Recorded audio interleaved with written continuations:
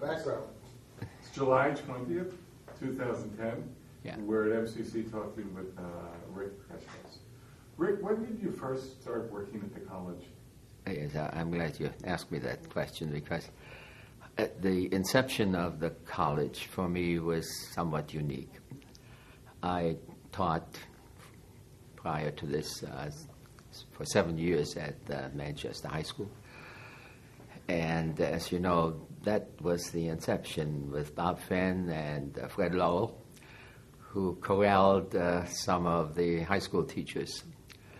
And I was in physics, and my good friend and teacher, Connie Quinlan, was in chemistry, and our eminent philosopher, John Steger.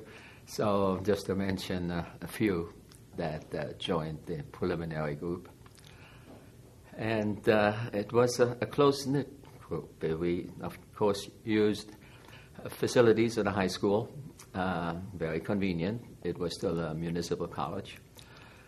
And I taught part-time at first for the college in the evening in the same classroom that I taught my high school physics in the daytime.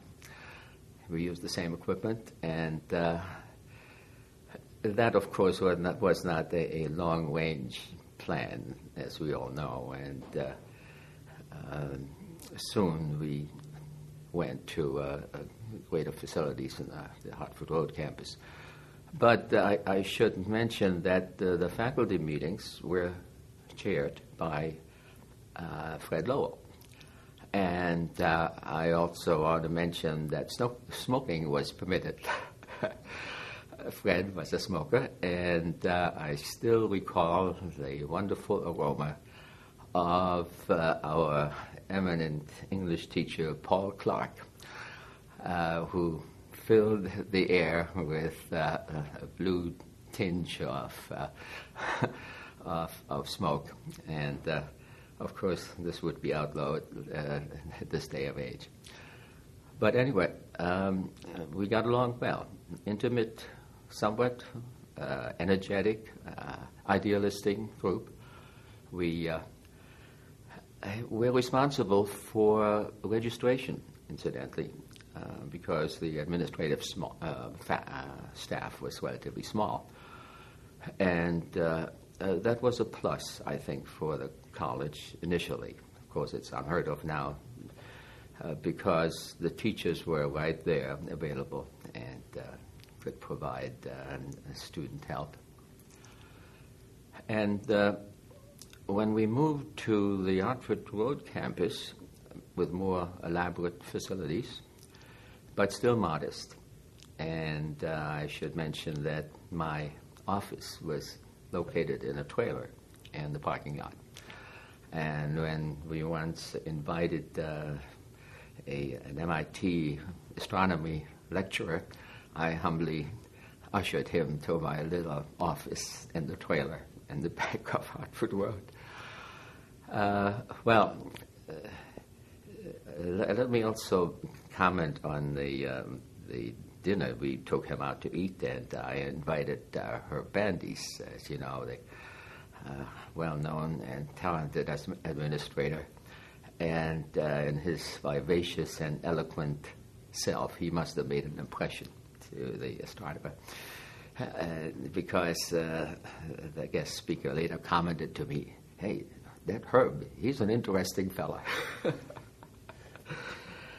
Well, then the big exodus, of course, went to the East Campus when the state had purchased the large acreage, and that was a giant step for us because we could purchase lab equipment.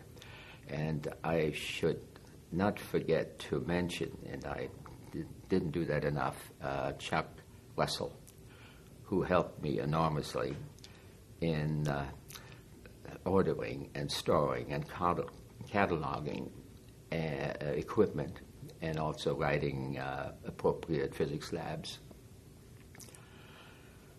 And that was also the era of the computer thrust that merged into the college. And unbeknown to the rest of the college community, there was a little competition between the data processing and computer science. Data processing was well entrenched with the enormous capability and help and experience of Joanne Lackowitz and Marlene and Camper, Don Camper, of course.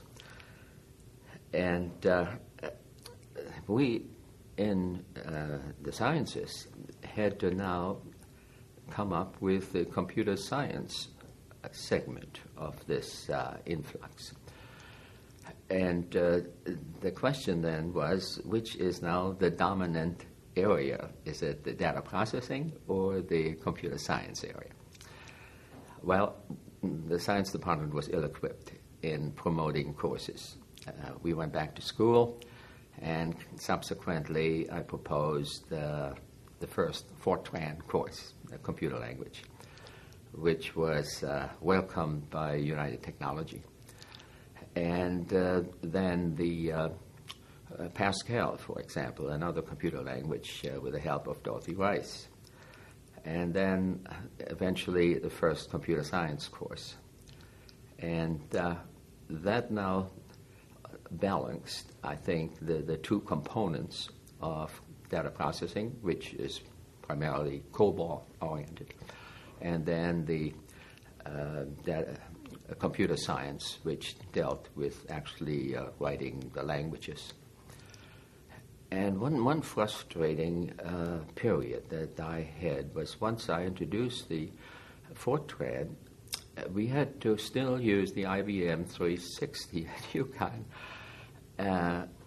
to borrow time, and it was a very difficult process for me to eventually get fluency there. I had very little help in that direction. And so after that period, of course, the advent of the PCs, well, that changed all of that. I think this school, actually, the MCC, actually obtained a VAX 11, but it was still mainframe-oriented. And finally, with the wonderful leadership of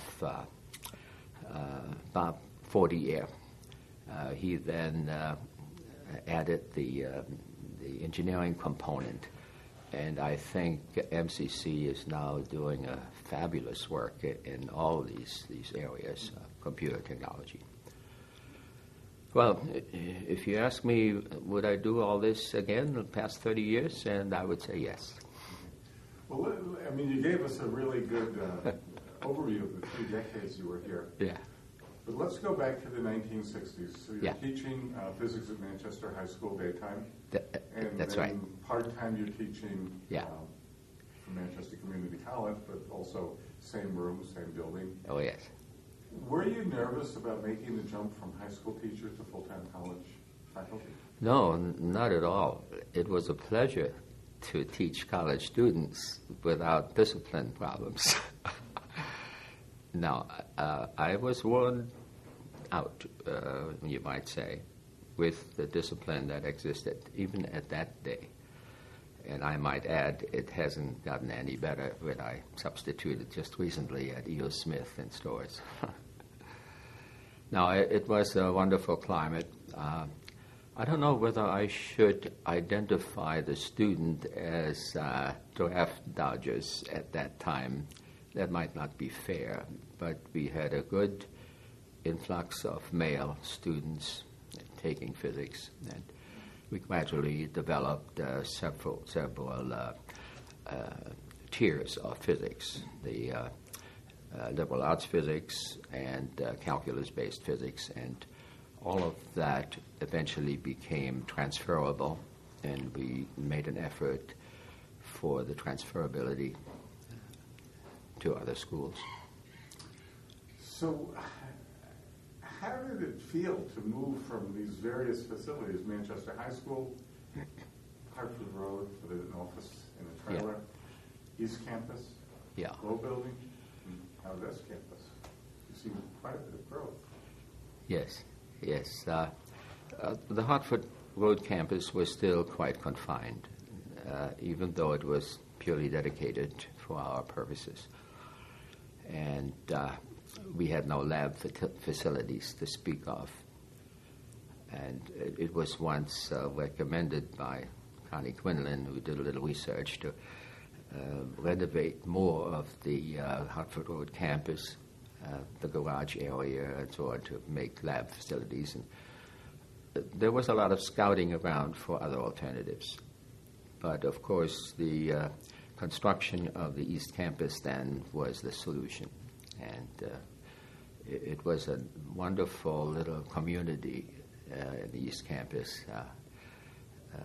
When I now see the vacancy there, trees are growing, it has passed forever. Yeah. You mentioned the early faculty meetings where smoking was permitted. Am I correct in understanding that Fred Lowe often held meetings on Friday evening? I don't recall that, but that's quite possible, yeah. Now, was he the person who offered you a full-time position here? Well, Bob Finn did much of his legwork, and of course I knew Bob. Bob also was a chemist at one time at Manchester High School. And so Bob contacted me and then led me to Lowe, Fred Lowe, for final approval. Yeah. And the salary was incremental relative to the high school, so it was financially a good step for me too. Now, what year did you officially retire from full-time teaching? In 1995.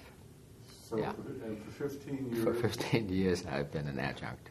What, tell me why you continued. Was it all economics, or were there other reasons? No. It wasn't economics. That's a good question. Why do I hold on? When I answered this question to my wife, I said, I want to get out of the house for a while. But it's still stimulating. I enjoy the classroom climate. It's not like a preacher where you have the same congregation year after year. You have new faces every semester. And that's exhilarating still. If you look back over, well, it's really over 40 years that you've been connected with the college. It seems that way, yeah. What are some of the highlights of your career, or some of the accomplishments that really stand out?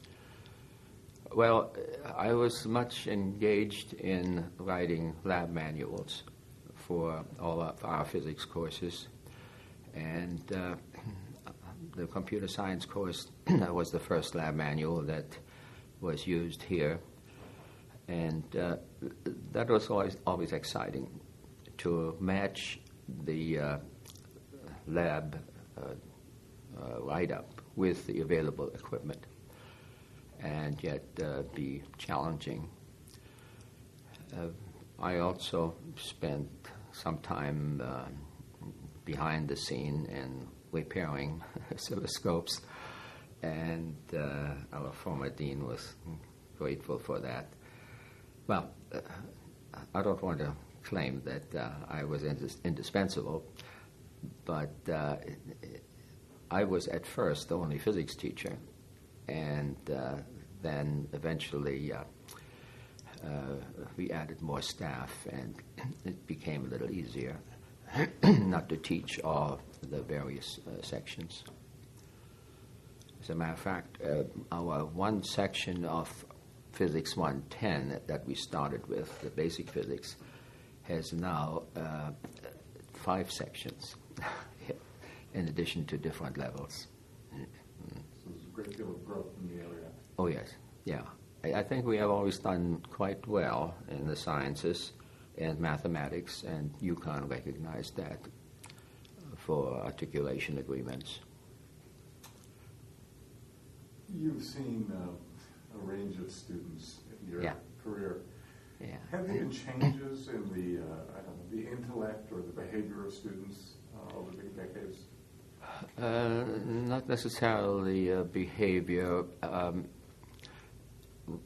Of course, we draw on a great diversity of students, and when students come from the high school, then it is immediately noticeable that there are some inadequacies in basic math and English. But that's offset by older students, and I find the older students immediately contribute much more than the relatively quiet high school graduate. And I think that helps the younger student. But usually there's a good cross-section. At first, we had very many United Technology potential engineers that wanted to get a start at MCC. So they dominated the scene, but as soon as MCC got a little bit more recognition along high schools, then we obtained quite a good influx of high school students. Yeah. If you were talking to someone who had just been hired by the college to begin their teaching career here next month, what advice would you give to that individual?